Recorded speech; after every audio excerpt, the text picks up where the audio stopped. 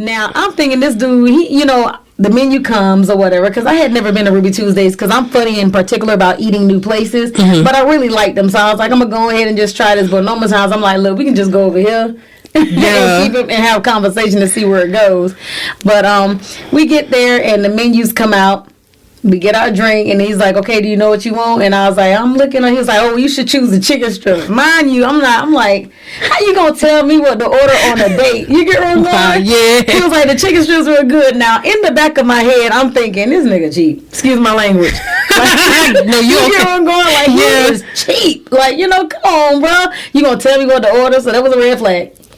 But then I thought about it, like, as the night went on and we talked, he had a daughter prior to me, and just listening to how his views in life, saving money, building, potentially having a business. We just didn't know what it was because we were still learning each other. It was just great conversation that night. So we got a chance to get to know each other. But it was funny, him telling me what to order. And when the waitress came, I was like, yeah, I'm going to just get, what he getting, the chicken strip. She just looked. I was like, hey, man, I don't know. This our first day. Hey everybody, it's your girl DJ with Playing for Keys podcast, and today I have Deniqua. Yeah, she is a singer, songwriter, and entrepreneur. She is here for Dating Chronicles, where you give a funny, crazy, or lesson learned dating story. But before we dive into all of that, I gotta learn more about Deniqua. I know right now you got Synergy. What number is that on iTunes? Yeah. I charted with Synergies on iTunes June 19th. I landed a 64 spot, number 64. So we're hoping to push it back up. I just completed part 2 of the visuals. The visuals I'll be dropping around my birthday in December. Trying some very interesting things with this video to be able to really truly take you through dimensions and tell the story of Synergies and what it really means to me and how it could relate to us all. Got you. Just wrapped on set. I'm gonna tell you that y'all gonna love this video. I promise. The first one showed more of a natural effect, but now this is gonna show the evolution of Deniqua, which is what people have been waiting to see anyway. That is so dope. Okay, so you have been doing music for how long? I've been doing music since I was 4. I stopped for a little while, came back to it in 2017. Got you. Okay. Where are you originally from? Hollywood, Florida. Okay. When did you move here in Atlanta? I moved here in 2017, the summer of 2017. Got you. So it sounds like your music career popped around that time, or you got it going. I got it going around that time because my brother, a day before he was gunned down, he told me, he was like, look, you need to go ahead and push this music and stop playing. That was April 8th of 2017. Yeah. And I was actually moving here by way of the military in May. Wow. Like literally, so I basically buried my brother and then kind of moved, here. So it was a lot, But he told me, he was like, look, you need to go ahead and push the music because it's something that you love to do. I was secretly recording anyway. Yeah. With another engineer in North Carolina, shout out to Intone Productions. I just never put anything out. And he kept telling me, to my engineer, he was like, you're behind just sitting there coming in here recording music just to ride around in your car and, listen to yourself. I was like, well, at the time I was still educating myself on how to, because see, I'm a firm believer, like even when I went into business with a party rentals company that we currently own, JJ's Toys and More, shout out to us. Yeah. I like to Google, take YouTube University, ask questions, gain knowledge before I hop into anything. So that was really me just kind of preparing myself for the music industry and understanding how it works. How do you put your own music up? What are copyrights? What is this? I had to educate myself before I dare just jumped into this. Got you. There's so many people though who do the research and they don't get as far as you did. Like, what steps did you take, like moving up here, moving into Atlanta? Like, what moves did you make, and just how did you stay focused? Because a lot of people will get started and then they don't continue the race like they probably should. I'm gonna be honest with you, it's tiring pushing this music. You get where I'm going, but you have to love what you're doing so that way you don't give up on yourself, if that makes any sense at all. And plus, I have supporters. And shout out to my supporters. I love y'all. Thank y'all so much. Y'all keep me going, because there's times where I feel so defeated in this. Yeah. And there's so many accomplishments. Charting, this, that, and the other, but still getting people to see the face value for what it is, or respecting it or valuing it. They have a hard time at times because it's just how they are. Like, if you're not mainstream, or whatever, or someone that they think is a heavy hitter around town ain't pushing you, is like whatever, you know. Yeah. But when I first moved here, I hit the ground running. I was dropping off bounce houses during the day, doing pickups in the evening, turn around 10, 11 o'clock and being on somebody's stage at Haven Lounge, at this club, at that club, Tiger, 10, 11, 12 o'clock at night. I'm getting there just to perform and go home and repeat the process over again on the weekends, sometimes taking on open mics during the weekdays, dragging my friends V Speak Life and so many others, Shakirik and all of them out to come and just support. Maestro even came out a couple times. So just, you know, I was on my grind. I networked my behind off. I was at every like event for like Apple. They would always do some kind of like one with Wolfgang, and then it was one with Jermaine Dupri, like different playback, you know, events that they used to have in Atlanta. Remember they did that before COVID, but then they kind of linked off them. But I used to go to a lot of those because it was another way to be able to network with other artists and also kind of get familiar with how the industry moves and gain some knowledge from industry heads that's been doing it longer than me. So I just hit the ground running when I got here. I didn't take no for an answer. I paid my way like everybody else to hop on somebody's stage just to perform in front of a whole bunch of artists, but those are also potential supporters as well. Right. Because you can support them and they can support you. If they rocking with your music, they're going to be like, hey, look, where can I find it? So, yeah, it's grinding. What's a tip you could give to somebody to just continue to grind? You know, don't worry about what the person to the left or the right of you are doing. Just really, truly focus on whatever your mission is. I did a food review. Shout out to Jazzy. Her name is Jazzy Jazz. And she's actually like a comedian, and she's funny as world to me. I'm going to have to see her page. Yes. And she's so dope. And she said something to me. She was like, you know what, Deniqua, when I go to your page, I feel a sense of relief and just like a good vibration from you. And she was like, girl, you got to protect your energy. Because she was like, so many people are going to want just some parts of you. You know, because she was like, it's just the way that you are, like, and how you carry yourself. And she's not the first person to say that to me. There's a couple others. So what I would say is life is tricky, but remain in your magic. Ooh. Whatever your magic is, remain in that, you know, and don't give too much of yourself away, because remember, you still need some for yourself. So any artists that are out there trying to grind, remain in your magic, because life is tricky. Like, this game is very, very tricky. You'll get people that'll come to you promising you this, saying that they can do this, asking for money. You have to do your research. You got to do your homework. You got to stay on top of your business. You just can't be about handshake contracts. It don't work that way. You need to get yourself a lawyer and just stay on top of your business. Got you. Okay. That is all great advice. So I want to switch over to Dating Chronicles, where you give a funny, crazy, or lesson learned dating story. When that comes to mind, what comes to mind for you? A funny dating story. I mean, we can always talk about my husband when he took me out on our first date. Okay. And he's prior military. Shout out to the Marine Corps, always and forever, Semper Fidelis. But, you know, my husband, John, took me to Ruby Tuesdays for our first date. Now, I'm thinking this dude, the menu comes or whatever, because I had never been to Ruby Tuesdays, because I'm funny in particular about eating new places, but I really liked them. So I was like, I'm going to go ahead and just try this. But normal times, I'm like, look, we can just go over here. And keep it and have a conversation to see where it goes. But we get there and the menus come out.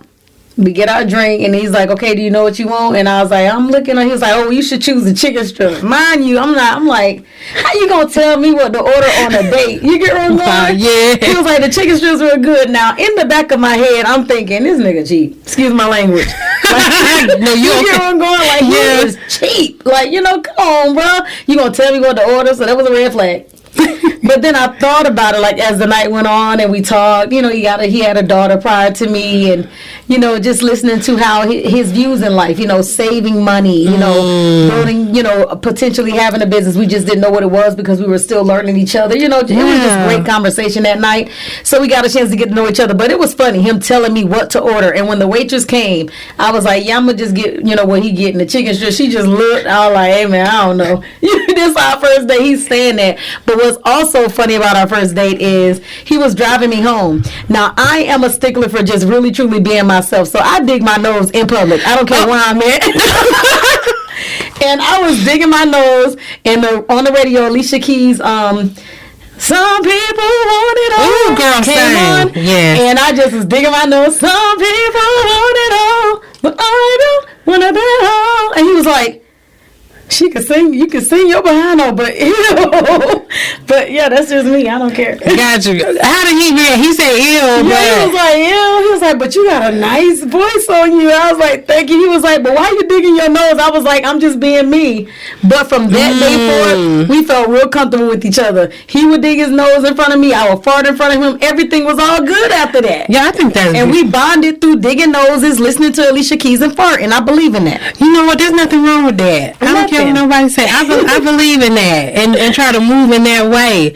So you never put on a representative while dating, and I didn't have to. Like, I'm just me anyway. Like, when people meet me, I am who I am, and I think it just throws them off because I don't know if people expect me to be mean or I don't know what they expect, but I'll be like, no, I'm just chilling, you know? Yeah.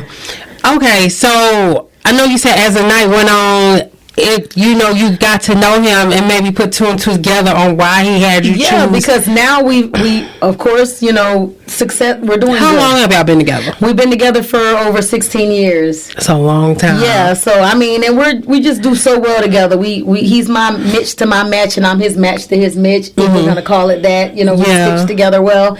But we're able to do a lot of things together and just be very successful and make sure that our kids are good. Generational wealth is so important. When he talked about it the first night on the date, that's kind of what pulled me in. I was like, okay, I see what's up. He's smart. You know what I mean? He ain't. And honestly, I try to tell dudes all the time too, like my homeboys and stuff, when they be taking females out, you ain't got to spend a lot on a real female. You gonna know if she real, because if she's expecting you to spend so much, where's her brain at? Like, what is she thinking? Is she thinking about just for tonight, or is she thinking longevity wise? If she don't see no future with you, she gonna dig all in your pockets. Right. But if she see a future with you, she's listening. She's like, okay, I get where you're coming from, babe. You know what I mean? Right. So what advice would you give to women? Because there's a lot of girls out here now, like there's a video floating around, I think from the I can't remember the podcast name, but he goes viral all the time, where a girl is basically breaking down, okay, this is how you bag a baddie. And she starts talking about how, you pay, through texting, when they first start texting, you just automatically pay for the nails, for the feet, the set about $300-400. Well, honey, sounds like she's just looking for a sugar daddy. Yeah. Or just somebody to pay her bills. But there's really no longevity in that, because you young and youthful, you look good now. Just know the next chick come along, they looking for an old dude too. He can go on over her. Right. If he got a lot of money, he don't mind spending it, because in return he getting what he want anyway. You know what I'm saying? Which is, a good time. If he getting what he wants. Because she asking off rip. And that's probably a possibility that he gets. So that's crazy. I guess my advice, because like you said, she already has her motives and what she wants. But then there's a lot of younger women following this advice. Well, I wouldn't listen to someone that's, like I say, your youthfulness doesn't last forever. Yeah. And remember, the way you treat people, you don't want that to come back on your kids later in life or nothing. Your son get used like that, or your daughter or somebody, like it's just not cute, and it's not giving, and it's just not it. People seem to think that it is, but it's not. Like, my advice, just don't go that route. Like, be who you are, be real. You can actually get with somebody that got a little bit of money, you got some money, y'all put y'all money together, now y'all got a lot. You know what I'm going? Like, there's another way of being able to do it, the smart way. That way there's longevity in your funds, rather than always looking at them to give you so much and you're not giving anything. Dudes walk away from chicks like that and leave you with nothing. That's real quick, because you're dependent on them. Every month, I'm getting $1,000 from this dude. Okay, cool. And then when he decide to leave, that $1,000 you accounted for to be able to go take trips or do whatever don't exist no more, because buddy done walked out the door. Yeah. So it's just dumb. Like, get your own money, do your own thing, stop playing games, stop trying to use people, because that's using people. That is. It is using people. Karma is a mug. Yeah, that's a lot going. That is going on right now, and especially in Atlanta. I know a lot of guys talk about that's the first thing they see, like in the messages, like girls off rip asking them for money. So I know a lot has. I don't know if that wasn't a thing, because 16 years ago, apps and stuff like that wasn't really a thing. Y'all were meeting in person, or what was out there 16 years ago? Did you ever meet anybody like on an app, or not an app? But on like maybe like one of those websites or anything like that? No. It was always okay. I mean, in high school, maybe, you know, hey, how you doing? You know, Oh, because you met your husband straight. Yeah, I met him when I graduated high school, like literally a couple months after I got out of school. Got you. Like, yeah, I just moved fast, you know what I mean? I ain't waste no time. Ain't nothing wrong with that. But I don't really.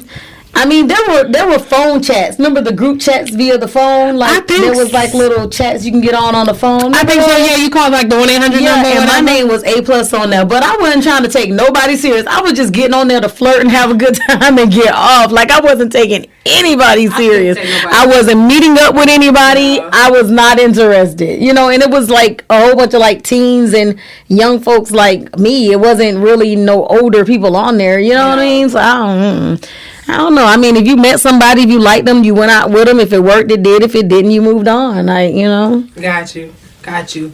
What would you say?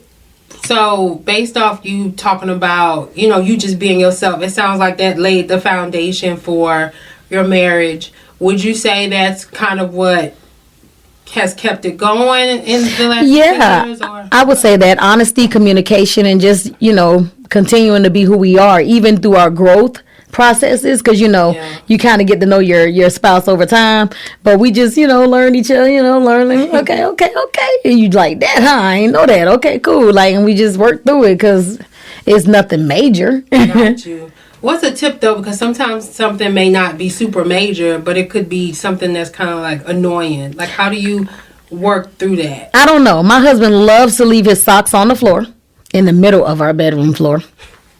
I don't like that. He loves to leave dishes in the sink. I don't like that. He doesn't, when he cooks, he does not wash the dishes as he cooks. Because I'm a clean cook. I do that. I don't like that.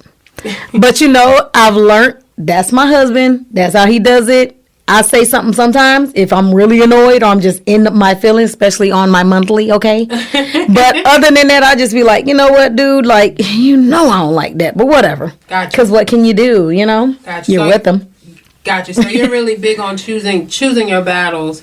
Yeah. In regards to relationships, that's another thing that you think helps a couple stay together. Yes, I do agree. You're choosing your battles, because everything ain't got to be an argument. You know he like that. He ain't changing. He been like that all our relationships. I just be like, you know what, bro, whatever. I don't like it. Every now and then I'll say something. He just look at me and he'll just go pick it up because he know I'm not saying nothing too often, but he can tell that it irritates me every time because I'll look and be like, ugh, why are you like this? Got you. Okay. Your marriage. Have you ever went through the 7-year itch at all? Is it the 7-year itch? I forgot what it's called. I'm glad you don't know what that is. What is the 7-year itch? I'm sorry. It might not even be the right terminology, but 7-year itch is basically when a lot of marriages, we're not going to say most, a lot of marriages, they hit kind of a moment, and it's usually, they say, around the 7th year, where your partner is growing and you're growing, and sometimes it's in totally different directions. And some marriages are able to come together and kind of recuperate from it, and then some are not. Have you ever experienced that? I wouldn't call me starting a Girl Scout troop leader position of 19 girls really a 7-year itch, but I would just say my husband was not interested in having those girls in our house like twice a week. You know what I mean? And me running up and down the street, taking them different places and dealing with the parents and selling cookies but he was in the military. He was always gone, you know, whether it was overseas in Afghanistan, Germany, Spain, or just on the base all the time working. And so I don't know. We never really went through a 7-year itch.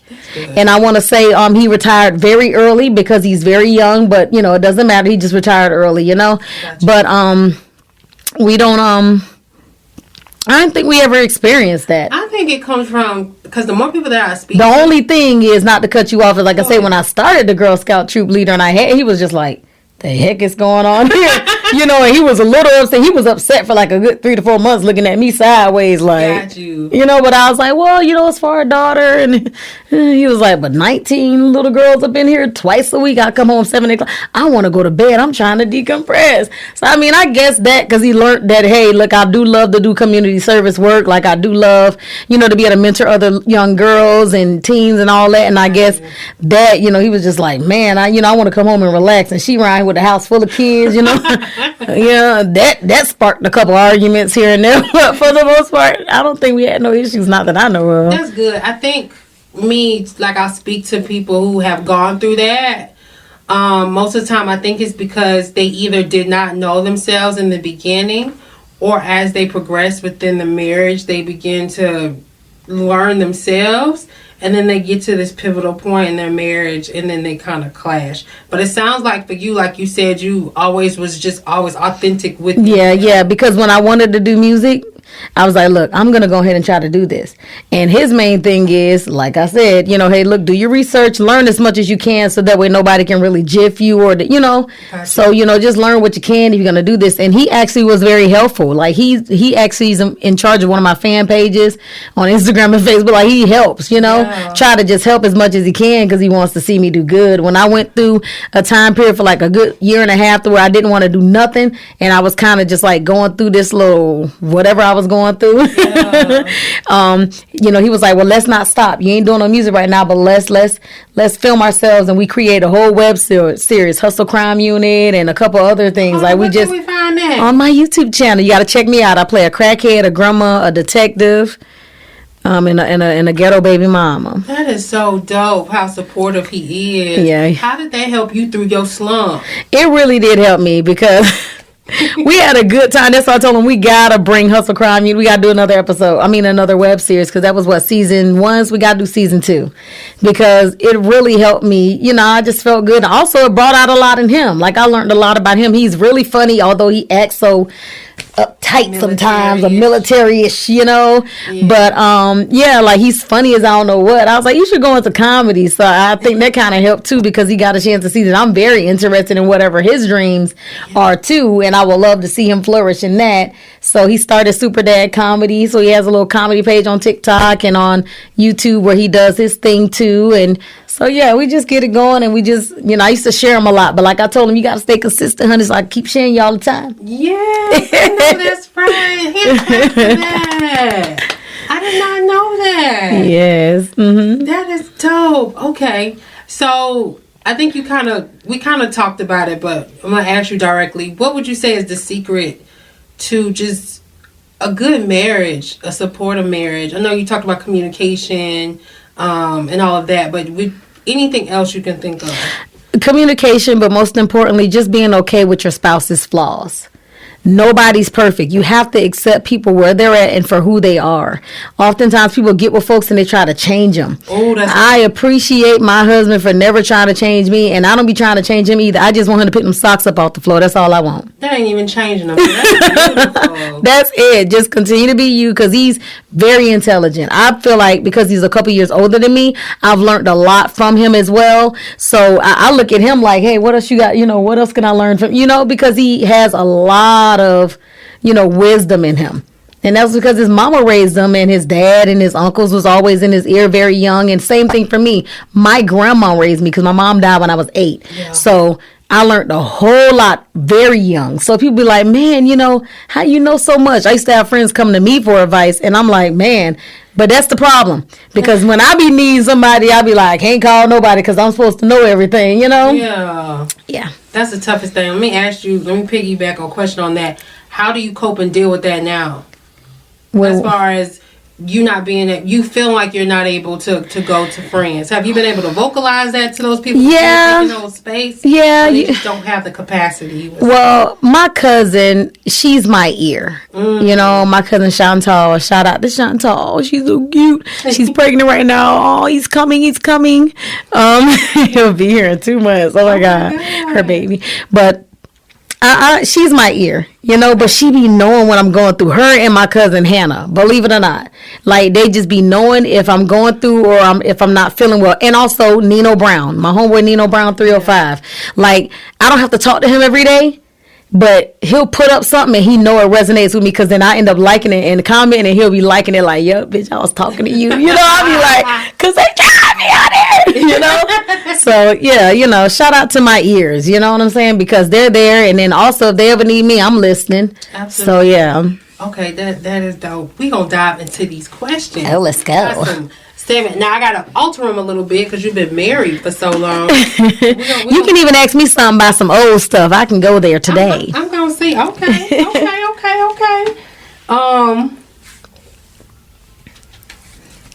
Who was the last person who broke your trust, and what steps have you taken to heal from that harm?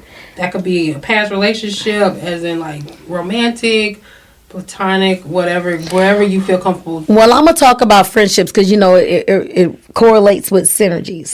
Yes. But synergies is much deeper in relationships and everything too. But I know last time when I was here, we talked about the relationships just outside sources from the home. Yeah. I've had people to where I've considered friends break my trust. Like I'm talking to you, you're lying to me. I'm being very open and honest with you, and you're lying to me. Yeah. You know, but making me feel like something may be wrong with me when there's nothing wrong with me, but everything wrong with you. So I've had to take that year and a half to, you know, just be creative in different ways to find my way back to the music. Because oftentimes I don't want to tarnish my whole music career talking about they think they know me. You hear where I'm going? You know, or friendships, you know, so I had to take a break. And that's what I did. When these certain people did what they did to me, I just took a break and came back when I was healed and ready. That's what's up. Because a lot. Plus, my therapist helps me. You know, she's a great ear too. I didn't mention her. I apologize. No. That's good that you mentioned your therapist, and that's good that you mentioned you took a break because so many people will just continue to put their foot on the gas, knowing that there's something it's not right. I was drained. I couldn't do it. I was like, I feel like I'm going through a divorce, letting these friendships go, but they gotta go because they're not right for me. Got you. Okay. Let me see. What else is there? What do you feel someone benefits from being in a committed relationship with you? I mean, they benefit in a good way. I'm a great person, you know. So I mean, they're definitely gonna learn, you know, how to just deal with the firecracker. I'm just playing. But I mean, for the most part, the benefit is I'm a good woman. It's not like I'm a terrible wife or terrible friend. So I mean, you know, you'll get goodness out of it, wholesomeness, and I don't know. You're gonna get whatever you get. It's all good though at that. That's what's up. You're gonna get what you get, honey. Want a meal? I'll cook for you. You know what? That's what's up. I'm gonna get that one day. I don't cook consistently at all. Let me ask you this. Growing up, what was the most misunderstood thing about you? People just played on my kindness. I was just too nice. And people will run over me. I've had people like, I'm talking about when I was younger, they'll come over and they'll like steal, you know, from me. Like, you know, I had one friend steal my ring. My dad had gave me that for my birthday. I was pissed. Oh. And my other friend was like, yeah, I know who did it. So then they went over and beat the girl up and got it back. I was like, okay. I ain't asked y'all to do that. I just said go get my ring. Since you said you saw her do it, would you let her walk out? Right. You know what I mean? Well, that's good. You had friends like that back in the day. My best friend, Shakita, oh my God, please. You all lucky she don't live up here. I'm trying to tell you, boy. Because it'll be interesting. Yeah. I ain't got to say nothing. She'll be like, excuse me? She don't play about Deniqua. And I love her so much. That's what's up. Okay. Have you ever, we just talked about this, and it's going to go a little deeper. Have you ever felt like you were emotionally available to the wrong person or people? How did you handle it? I know you said you took a break in that particular situation. Have you handled it in other ways? Like where you've dealt with people who were unavailable, but you were emotionally available. And you noticed that disconnect. What did you do to handle the situation? I believe in well, back then I would try my hardest to get you to want to connect or attach to me. I would, you know, work hard to be that great friend, to try to, you know, show you I'm a good person, so why not? Yeah. Nowadays I'm like, my detached game so strong, bye. Not gonna waste my time. I don't have time. Got you. Let me ask you this question to follow up with that. Do you detach, or have you because some people will, I'm trying to think of a way to put it. Mm-hmm. So we all have expectations. For example, You're an amazing person. You're an amazing friend. You go out of your way for your friends, your family, your relationship, all of that stuff, right? So I know when a lot of people are a certain way, they expect people to be a certain way. And sometimes we just think, well, this should be a cultural thing. And sometimes it's not. Have you ever been in a situation where you've learned to set your expectations vocally and set boundaries before detaching? Or have you just always just detached? Like, yeah, it ain't worth it because they should know better. Well, this is the thing. You know, if somebody's grown, they're already set in their ways. So all you can do is try to say something. But if they're like, oh, this is negativity that you're bringing, although it's not, it's just you saying, look, I want to talk about what you've done or how you made me feel. Yeah. If they're trying to make you feel bad for wanting to talk to them and try to figure out how you can fix things or how, you know, let them know they hurt you in a way or whatever. If they're like that, automatic detached. There's no need to go into details and try to beg you to understand. Like, yeah, we're too grown for that. Especially when you try to put it out. Yeah, like it. But I will try. Hey, look, let's talk. But if it sounds like you just gonna be on some nutty buddy, I ain't got time. Because I got kids at home that I can go home and argue with them back and forth about cleaning their room or washing the dishes or whatever. I ain't got time for that. Got you. I feel like you can answer this. Childhood trauma is more blank than blank. Childhood trauma is more harder to let go than losing a friend that you met a year ago. Because childhood traumas, they stick with you. They shape who you are. And then you have to learn how to maneuver day by day. You get where I'm going? Because like losing my mom, I would honestly say my grandma did a wonderful job. My aunts did a great job. But I still, you know, at times I really miss her, you know, and there's still certain things that I probably could have learned faster. There's probably things with like certain females in relationships she probably could have taught me. So it's not like I'm not wishing every day that she wasn't, you know, still here to be able to help me through certain things. And plus I'm a mom. Yeah. So raising a daughter, I'm like, yeah, if your grandma was here, but if she was here, what? You get where I'm going? Mm-hmm. Things like that. So yeah, the memories, the good times, they always linger, you know? Now, I know you've been in your relationship for going on 17 years. Yes. Shout out to the hubby, man. Hello, John. What would you say is the hardest lesson you've learned within like love and relationships, and then how do you just apply it to your relationships to maintain it, keep it strong? Be patient, because I'm more of a like, let's go, you know, let's go. Be patient. Be patient with your spouse. Be patient with yourself. Yeah. You know, be patient with your spouse and never really attach yourself to anyone on the outside that can cause harm to your family, your inner circle, in your home. Because I felt like when I was going through things like that with other people outside the home, it still was affecting my home base. I just couldn't see it. Got you. So protect your family. Got you. Okay. What projects do you have going on right now? Like, I know you got a lot going on. You just wrapped up you said the second visual. Yes. Synergy. Part 2 of Synergies will be coming out this December. Y'all stay tuned. Make sure you follow me on IG, TikTok, Instagram, at Deniqua, DENEQUIA, or you can just hashtag BossLady365. That's my hashtag. It'll come up. I actually have a play coming up November 11th in Jonesboro, Georgia. Shout out to Feet of Clay Productions. The play is called Why Should I Get Married? I play Keisha. And Keisha is a very interesting character. Like, she got this man that she would ride, and she just gives him a very hard time. Oh, I'm excited to see that. That's definitely a different role from your everyday life. Oh, yes, it is. I was like, man, this girl mean. But she mean, but she loving at the same time. Yeah. So there's like a balance. But she be giving her man a hard time. Not talking to your man for 3 days and not cooking for him is crazy. How could you walk past someone in the house and not say nothing? When I'm mad at my husband, I instantly, within 30 minutes, I'll be like, so John, you want to go to the store?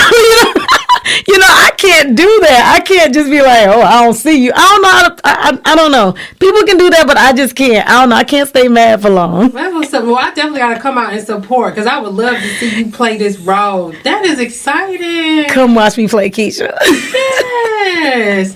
Okay, awesome. So those are all your links. We're going to have everything in the show notes, including the show. Let them know when the date is. November 11th, y'all. Yes. want to thank you so much for making the time and coming on the show. Thank you for having me. I appreciate you so much. Yes, and until next time. Peace.